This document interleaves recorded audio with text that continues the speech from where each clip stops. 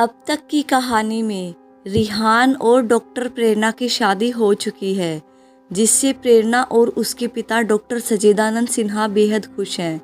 अब प्रेरणा भी अपने श्राप से मुक्त हो चुकी है, इसी कारण उसका यौवन लौट आया है।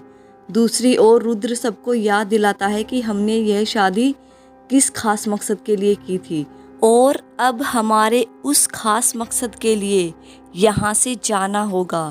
प्रेरणा डॉक्टर सच्चिदानंद सिन्हा की देखभाल के लिए एक नर्स रखती है और सभी अपना सामान बांधकर रुद्र के घर जाने के लिए निकल पड़ते हैं। अब कहानी आगे। वो एक खूबसूरत सुबह थी। आसमान बिल्कुल साफ और नीला था। बसंत ऋतु होने के कारण मौसम बेहद सुहाना प्रतीत हो रहा था। इसी बीच रुद्र की लाल कोठी में बाहर बने एक खूबसूरत बगीचे में रिहान एक टेबल के पास बिल्कुल गुमसुम बैठा था। तभी वहाँ प्रेरणा आई, जिसके हाथ में 2 भाप उड़ाती हुई चाय की प्याली थी। उसने रिहान को आवाज़ दी कि चाय लीजिए। रिहान जैसे वहाँ होकर भी नहीं था। वह नींद से जागा और पलट कर देखा।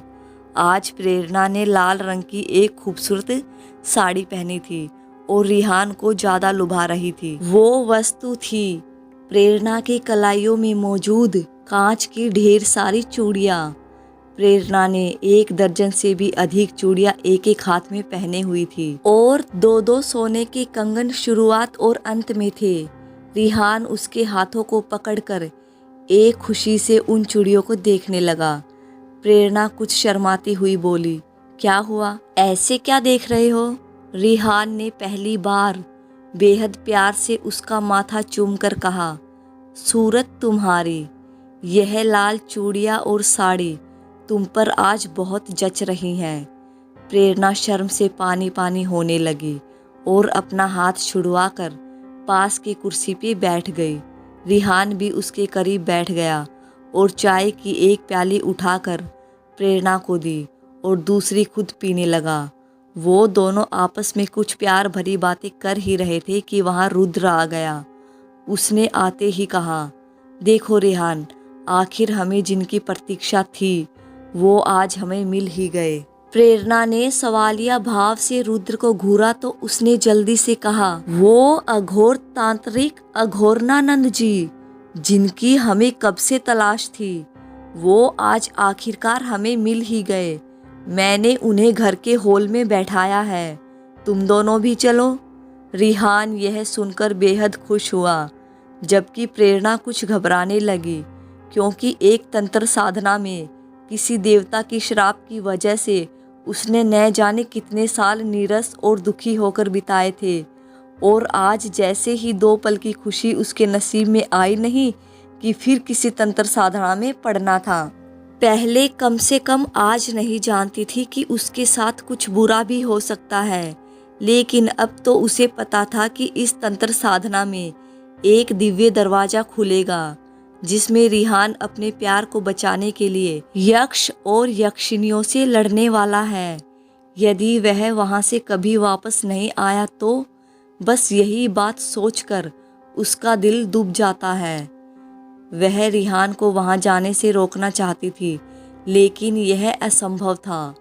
प्रेरणा ने अपने आसपास देखा, वह बिल्कुल अकेली खड़ी थी। वहां से रुद्र और रिहान कब के भाग चुके थे। प्रेरणा कुछ भारी मन से हॉल की तरफ चल दी। वहां उस आलीशान कोठी की खूबसूरत सोफे में एक तरफ एक हट्टा कट्टा लंबे चौड़े भीमकाय शरीर का मालिक एक बूढ़ा शख्स बैठा था। उसने काले कपड़े पहने थे और सर भी काले कपड़े से बांध रखा था। उसकी लंबी सफ़ेद दाढ़ी और रुद्राक्ष की माला उनकी आभा में 4 चांद लगा रहे थे। उनका हुलिया कुछ डरावना सा था। प्रेरणा भी उनके पास जाने से डर रही थी।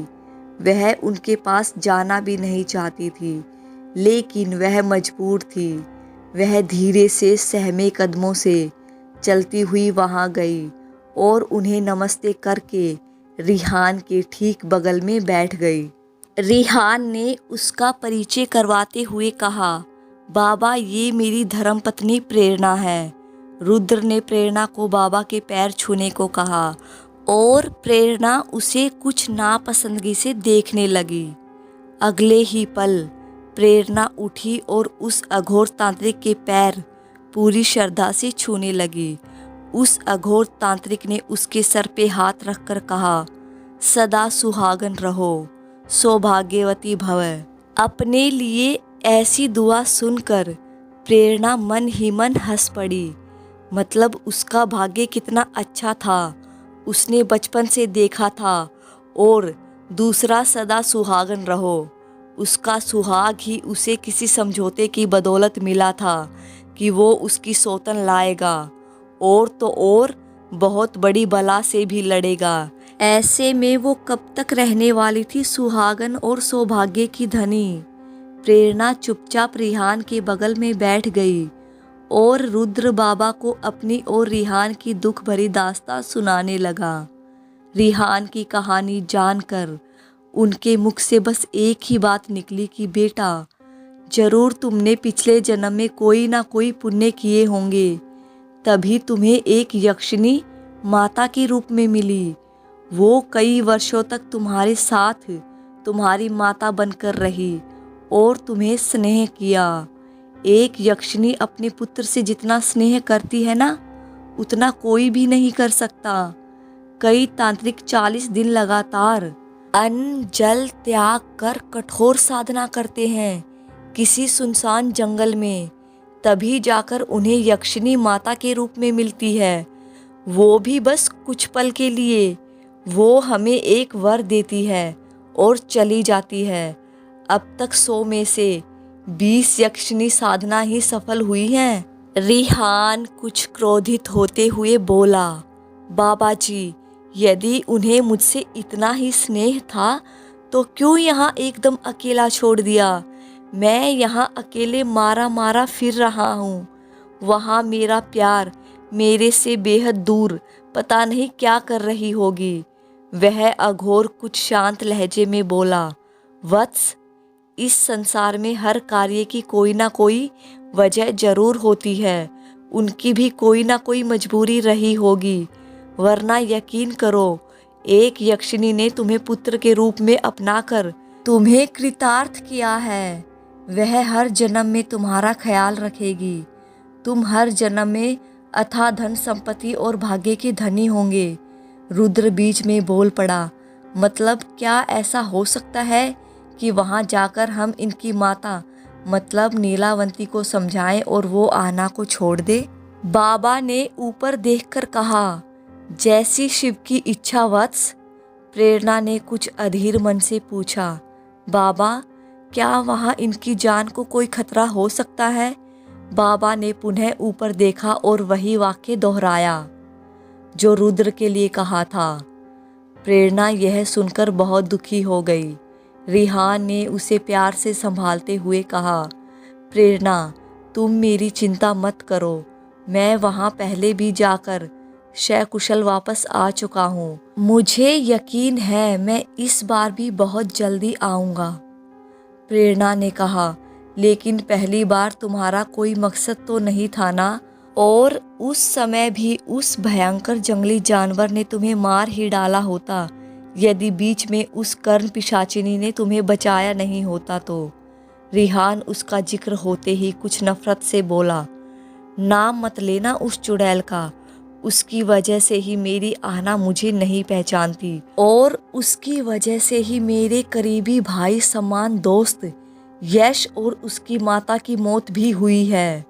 बल्कि उसने ही मेरी आंखों के सामने ही यश को तड़पा तड़पा कर मार डाला और मैं बेबस लाचार उसे मरते हुए देखता रहा। रुद्र ने रिहान को शांत किया और प्रेरणा को भी शांत रहने को कहा। उसके बाद वह बाबा से आगे की योजना के बारे में बात करने लगा। रुद्र की योजना सुन के उनके मुख से बस इतनी ही निकली कि तुम्हारी योजना सुनने में जितनी सरल है, हकीकत में उतनी ही कठिन। मैं इस कार्य में तुम्हारी अधिक कोई सहायता नहीं कर सकता। बस वह तंत्र साधना करके दिव्य लोक का दरवाज़ा खोल सकता हूँ उसके बाद तो बस शिव से मंगल होने की कामना ही कर सकता हूँ। प्रेरणा कुछ जिद्दी स्वर में बोली, बाबा मैं भी रिहान और रुद्र के साथ उस लोक में जाना चाहती हूँ, क्या यह संभव है? प्रेरणा की बात सुनकर रिहान और रुद्र के मानो होश ही उड़ गए। बाबा ने ठंडी सांस ली और कहा, हाँ ऐसा संभव तो है, लेकिन मेरी मानो तो तुम्हें यही रुक जाना चाहिए, क्योंकि तुम माँ बनने वाली हो। कहानी में आगे क्या होने वाला है जानने के लिए इस चैनल को सब्सक्राइब करें और मेरे आने वाले अगले एपिसोड का वेट करें। वीडियो अच्छी लगी हो तो प्लीज़ लाइक कर दीजिए, कमेंट कर दीजिए और शेयर ज़रूर कर दीजिएगा।